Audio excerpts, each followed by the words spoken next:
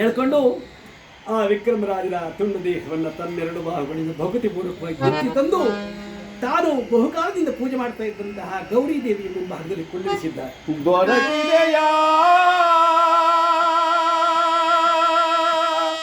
ಪತಿಯೇ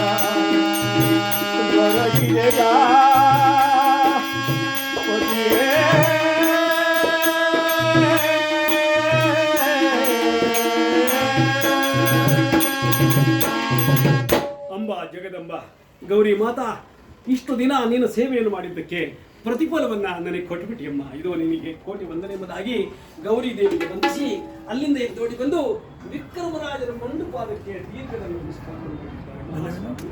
ನಿಮ್ಮನ್ನು ನನ್ನ ಬಾಳು ಅನೇಕವಾಯಿತು. ದಯಮಾಡಿ ನೀವು ಯಾರು ಯಾತಕ್ಕೋಸ್ಕರವಾಗಿ ನಿಮಗೆ ಈ ಕಷ್ಟ ಬಂತು ಎಂಬತಕ್ಕಂಥ ವಿಚಾರವನ್ನು ದಯವಿಟ್ಟು ನನ್ನೊಡನೆ ಹೇಳಬೇಕೆಂದು ಬೇಡಿಕೊಳ್ಳುವೆನು. ಆಗ ವಿಕ್ರಮರಾಜರು ಹೇಳಿದರು, ರಾಜಕುಮಾರಿ, ನಾನು ಯಾರು ಎಂಬ ವಿಚಾರ ಇಡೀ ಪ್ರಪಂಚಕ್ಕೆ ಗೊತ್ತಿದೆ. ನಾನು ಶೆಟ್ರ ಮನೆಯ ಮುತ್ತಿನ ಬದುಕನ್ನು ಕದ್ದ ಕಳ್ಳ. ನಿಮ್ಮ ತಂದೆಯೇ ನನ್ನ ಕೈಕಾಲನ್ನು ಕಡಿಸಿ ಹಾಕಿದ್ದಾರೆ ನೋಡು, ನಾನು ಕಳ್ಳ ತಸ್ಕರ. ಇಲ್ಲ ಸ್ವಾಮಿ, ನಾನು ಈ ಮಾತನ್ನು ನಂಬೋಲ್ಲ. ಕೇವಲ ಕಳ್ಳತನ ಮಾಡಿದ ಒಬ್ಬ ಕಳ್ಳನ ಬಾಯಿಂದ ದೀಪಗಳು ಹೊತ್ತಿ ಬೆಳಗುವಂತಹ ರಾಗ ಖಂಡಿತವಾಗಿಯೂ ಬರೋಲ್ಲ. ಸುಮ್ಮನೆ ರಾಗ ಹಾಡ್ಬಿಟ್ರೆ ನಿಮ್ಗಿನ್ನ ಚೆನ್ನಾಗಿ ರಾಗ ಆಡೋರು ಅವ್ರು ಸ್ವಾಮಿ, ದೊಡ್ಡ ದೊಡ್ಡ ವಿದ್ವಾಂಸರು ದೊಡ್ಡ ದೊಡ್ಡದಾಗಿ ಹಾಡ್ತಾರೆ. ಆದರೆ ಅವರು ಹಾಡುವ ರಾಗಕ್ಕೆ ದೀಪ ಹೊತ್ಕೊಳ್ಳೋರು. ಯಾರಲ್ಲಿ ಸತ್ಯ ತುಂಬಿರುವುದೋ, ಯಾರು ಯೋಗಬಲ ಸಂಪನ್ನರೋ, ಯಾರು ದೈವಕ್ಕೆ ಸಮಾನರಾಗಿರುವರೋ ಅಂತಹ ಸತ್ಯವಂತರ ಬಾಯಿಂದ ಬಂದ ರಾಗಕ್ಕೆ ಮಾತ್ರ ದೀಪಗಳು ಹೊತ್ತಿ ಬೆಳಗ್ತಕ್ಕಂಥದ್ದು.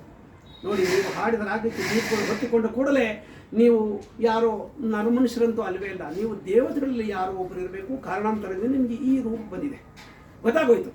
ಅಲ್ಲದೆ ಇನ್ನೊಂದು ವಿಚಾರ, ನಾನು ಮಾಡಿದ್ದ ಶಪಥ ಪೂರೈಸಿದೆ. ರಾಗ ಪಾಡಿ ದೀಪಗಳನ್ನು ಬೆಳೆಸ್ತಕ್ಕಂಥವರೇ ನನ್ನ ಪತಿದೇವರು ಎಂಬುದಾಗಿ ನಾನು ಮಾಡಿದ್ದ ಶಪಥ ನೀವು ಹಾಡಿನಿಂದ ಪೂರೈಸಿತು. ಅಂದರೆ ನೀವೇ ನನಗೆ ಪತಿದೇವರ ಆಗೋಗ್ಬಿಟ್ಟಿದ್ದೀರಿ. ಈಗಾಗಲೇ ನಿಮ್ಮ ಕೈಲಿ ಒಂದು ಮಾಂಗಲ್ಯ ಕಟ್ಸ್ಕೋಬೇಕು ಅಷ್ಟೇ. ನಿಮ್ಮ ಹೆಂಡತಿ ಆಗಿರ್ತಕ್ಕಂಥ ನನ್ನ ಮುಂದೆ ನಿಮ್ಮ ಗುಟ್ಟನ್ನು ಯಾಕೆ ಬಚ್ಚಿಟ್ಕೊಳ್ತಾ ಇದ್ದೀರಿ? ಏನದರಿಂದ ಪ್ರಯೋಜನ? ದಯವಿಟ್ಟು ಹೇಳಿ, ನೀವು ಯಾರು ಎಂಬ ನಿಜ ವೃತ್ತಾಂತವನ್ನು ಹೇಳಿ ಅಂದ ಕೂಡಲೇ ಆಗ ಯಾವ ವಿಕ್ರಮರಾಜರು ಹೇಳ್ತಾ ಇದ್ದಾರೆ, ರಾಜಕುಮಾರಿ, ನೀನು ಹೇಳ್ತಕ್ಕಂಥ ಮಾತು ಸತ್ಯವಾಗಿದೆ. 7 ವರ್ಷಗಳಿಂದ ನಾನು ಯಾರು ಎಂಬ ವಿಚಾರವನ್ನು ಯಾರಿಗೂ ಹೇಳದೆ ಬಚ್ಚಿಟ್ಕೊಂಡಿದ್ದಂತಹ ಗುಟ್ಟಿನ ವಿಚಾರವನ್ನು ಇನ್ನೂ ಬಚ್ಚಿಟ್ಕೊಂಡು ಪ್ರಯೋಜನವಾದರೂ ಏನು? ಹೇಳ್ಬಿಡ್ತೀನಿ ಕೇಳು. ಯಾರಿಗೂ ಹೇಳದಿರತಕ್ಕಂಥ ನನ್ನ ಸತ್ಯ ವಿಚಾರ ನಿನ್ನ ಮುಂದೆ ಹೇಳ್ಬಿಡ್ತೀನಿ ಕೇಳು. ನಾನು ಬೇರೆ ಯಾರೂ ಅಲ್ಲ. ಇಲ್ಲಿಗೆ 7 ವರ್ಷಗಳ ಹಿಂದೆ ತುಂಬಿದ ಆ ಸಭೆಯಲ್ಲಿ ನವಗ್ರಹಗಳ ವಿಚಾರವು ನಡೆಯಿತು. ಆ ನವಗ್ರಹಗಳ ವಿಚಾರದಲ್ಲಿ ಶನಿದೇವರ ವಿಚಾರವನ್ನು ಕೇಳಿ ನಾನು ತಂದೆಗೆ ಕುಷ್ಠರೋಗವನ್ನು ಉಂಟು ಮಾಡಿದಂತಹ ಪಿತೃದ್ರೋಹಿ ಎಂಬುದಾಗಿ ಜರಿದು ಬಿಟ್ಟೆ.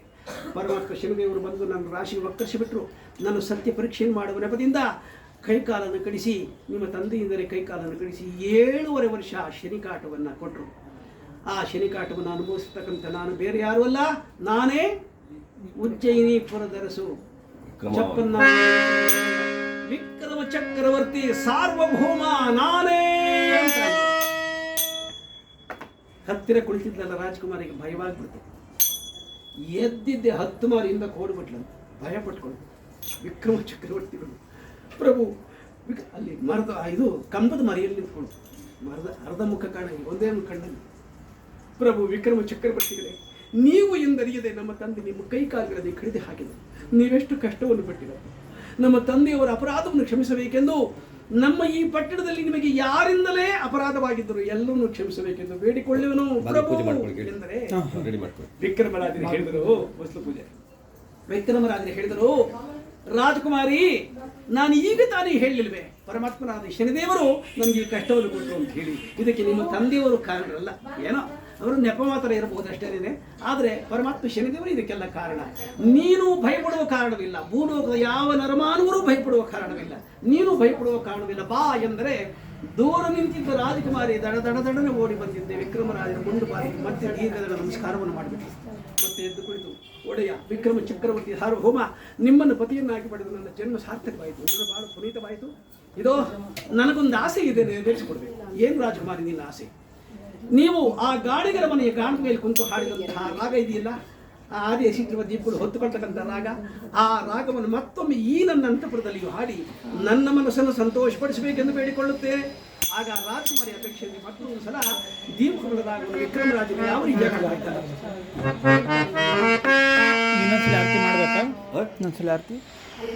ಏನಿಲ್ಲ, ಇಲ್ಲಿ ಇಷ್ಟ ಆಗ್ಕೊಂಡು ಹೊಸ ಪೂಜೆ ಮಾಡ್ಕೊಳ್ಳಿ. ಅದು ಲಾಸ್ಟ್ ಮಹಾಮಂಗಳಾರತಿ ಮಾಡಿರುವಂತೆ ಆ ಪ್ರಸಾದ ಎಲ್ಲ ರೆಡಿ ಮಾಡ್ಕೊಂಡು ಅಲ್ಲಿ ರೆಡಿ ಆಗೈತಾ?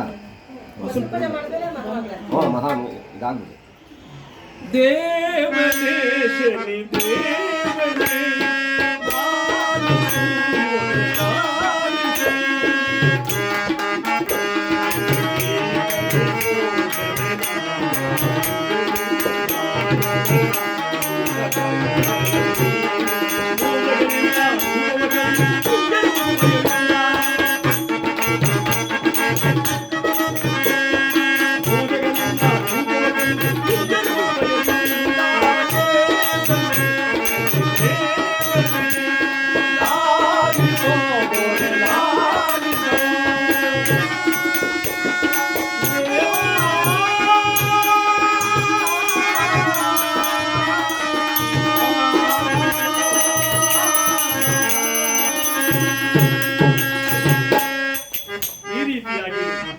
ಯಾವಾಗ ಹಾಡು ಶುರು ಮಾಡಿದ್ರು ಆ ರಾಗವನ್ನ ಕೇಳ್ತಾ ಕುಂತಿದ್ದಂತಹ ರಾಜಕುಮಾರಿಗೆ ಜೀವ ಮೂರ್ಛೋದಂಗೆ ಆಗ್ಬಿಡ್ತು.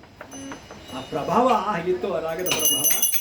ಮೂರ್ಛೆ ಬಂದಿಲ್ಲ ಆ ಯಮ್ಮನಿಗೆ. ಇವಾಗ ಯಾರ ಮೈ ಮೇಲಾದರೂ ದೇವರು ಆವರಿಸ್ಕೊಂಡ್ಬಿಟ್ರೆ, ದೇವ್ರು ಮೈಗೊಂಡ್ಬಿಟ್ರೆ ಯಾವ ರೀತಿಯಾಗಿ ಅವರಿಗೆ ಜ್ಞಾನ ಇರೋದಿಲ್ವೋ ಹಾಗೆ ಆ ಯಮ್ಮನಿಗೆ ಒಂಥರ ಜ್ಞಾನ ಕೆಟ್ಟದಂಗೆ ಆಗೋಯ್ತು. ಹಾಗೆ ಉರುಳ್ಬಿಟ್ಲು. ಹಾಗೆ ವಿಕ್ರಮರಾಜರ ಮಂಟಪದ ಸಮಯದಲ್ಲಿ ಹಾಗೆಮ್ಮ ಹಾಗೆ ಬಿಟ್ಟಿದ್ದಾಳೆ. ಹಾಡನ್ನು ಕೇಳ್ತಾ ಇದ್ದಾಳೆ, ಆದರೆ ಕುಂತ್ಕೊಳ್ಳೋಕೆ ಅವಳಿಗೆ ಶಕ್ತಿ ಇಲ್ಲ, ಮಲ್ಕೊಂಡ್ಬಿಟ್ಟು. ಆ ಮಲಗಿಕೊಂಡಿರ್ತಕ್ಕಂಥ ವಿಚಾರ ವಿಕ್ರಮರಾಜರಿಗಿಲ್ಲ. ಅವರು ಒಂದೇ ಸಮನೆ ದೀಪಗಳ ರಾಗವನ್ನು ಹಾಡ್ತಾ ಇದ್ದಾರೆ. ರಾಗ ಪ್ರಭಾವ ಮತ್ತು ಈ ಹಿಂದೆ ಅಲ್ಲಿ ಒಳಗಡೆ ಗಾಣಿಗರ ಮನೆಯ ಗಾಣದ ಮೇಲೆ ಕುಂತು ಹಾಡಿದ ರಾಗದಿಂದ ಪದ್ಮಾವತಿ ಅಂತಪುರದಲ್ಲಿ ದೀಪಗಳು ಹೊತ್ಕೊಂಡಿದ್ದು ಅಷ್ಟೇನೆ. ಈಗ ಎರಡನೇ ಸಲ ಹಾಡಿದ್ರಲ್ಲ ಬೆಳಗಿನ ಜಾವ ಸಂದರ್ಭದಲ್ಲಿ, ಆಗ ಅದರ ಪ್ರಭಾವದಿಂದ ತಾಮ್ಲಿಂದ ನಗರದಲ್ಲಿ ಬೀದಿಗಳಲ್ಲಿ ಗಲ್ಲಿಗಳಲ್ಲಿ ಎಲ್ಲೆಲ್ಲಿ ಲಕ್ಷಾಂತರ ದೀಪಗಳು ಇಟ್ಟಿದ್ದಾರೆ. ಎಲ್ಲ ಒಂದೇ ಸಲ ಧಾಕ್ ನಗರಕ್ಕೆ ನಗರವೇ ಉರಿತಾ ಇದೆ. ಅದೇ ವೇಳೆಗೆ ಸರಿಯಾಗಿ ಇಲ್ಲಿ ಚಂದ್ರಶೇಖರ ಮಹಾರಾಜರಿಗೆ ಎಚ್ಚರಿಕೆ ಆಗಬೇಕು. ಹೇಳಿದ್ರು, ನನ್ನ ಮಗಳು ಕಟ್ಟಾಜ್ಞೆ ಮಾಡಿದ್ದಳು, ದೀಪಗಳನ್ನು ಯಾರು ಹೊತ್ತಿಸಬಾರ್ದು ಅಂತ ಹೇಳಿ. ಎಲ್ಲ ಹೊತ್ತಿಸ್ಬಿಟ್ಟಿದ್ದಾರಲ್ಲ, ಹದೋ ನನ್ನ ಮಗಳ ಅಂತಪುರದಲ್ಲಿ ಯಾರೋ ಹಾಡ್ತಿರುವಂತೆ ಕಾಣ್ತಾ ಇದೆ. ಎಲ್ಲವೋ ದಾಸಿಯರೇ ಬನ್ನಿ ಹೇಳಿದೆಲ್ಲ. ಆಗ ಆ ದಾಸಿ ಭಯ ಹೊತ್ಕೊಂಡ್ಬಿಟ್ಟು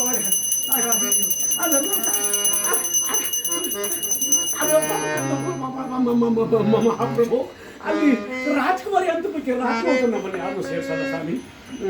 ಅಲ್ಲಿ ಯಾರು ಹಾಡ್ತಾ ಇದ್ದಾರೆ, ಈ ದೀಪಗಳಲ್ಲಿ ಯಾರು ಹೊತ್ತಿಸ್ತಾರೋ ನಮ್ಗೊಂಚೂರು ಗೊತ್ತಿಲ್ಲ ಸ್ವಾಮಿ. ನೀವೇ ಅಲ್ಲಿವರೆಗೂ ಹೋಗಿ ನೋಡ್ಬಿಟ್ರೆ ಹಂಗೆ ಗೊತ್ತಾಗ್ಬಿಟ್ಟು ವೆಲ್ಕಮ್ ದಾಸಿ. ನಾನೇ ಹೋಗಿ ನೋಡಿಕೊಂಡು ಬರ್ತೀನಿ ಎಂಬುದಾಗಿ ಚಂದ್ರಶೇಖರ ಮಹಾರಾಜರು ಬರ್ತಾ ಇದ್ದಾರೆ. ಅವರು ರಾಜಮದಿಯಲ್ಲಿ ಇನ್ನೂ ಬರ್ತಾ ಇದ್ದಾರೆ, ಅಂತಪುರಕ್ಕೆ ಬಂದಿಲ್ಲ ಇನ್ನು. ಅಷ್ಟೊಳಗಾಗಿತ್ತ ವಿಕ್ರಮರಾಜರು ಒಬ್ಬರೇ ರಾಗ ಹಾಡ್ತಾ ಇದ್ದಾರೆ. ಪದ್ಮಾವತಿ ಮಲಗಿಬಿಟ್ಟಿದ್ದಾರೆ. ಆ ಸಮಯಕ್ಕೆ ಸರಿಯಾಗಿ ಪರಮಾತ್ಮ ಅವರು ರಾಶಿಗೆ ಬತ್ತರಿಸಿ 7.5 ವರ್ಷ ಸಂಪೂರ್ಣವಾಗಿ. ಯಾಕಪ್ಪ ಅಂತಂದ್ರೆ ವಿಕ್ರಮರಾಜರು ರಾಶಿಗೆ ಪರಮಾತ್ಮ ಒಕ್ಕರಿಸಿದಂತಹ ಸಮಯ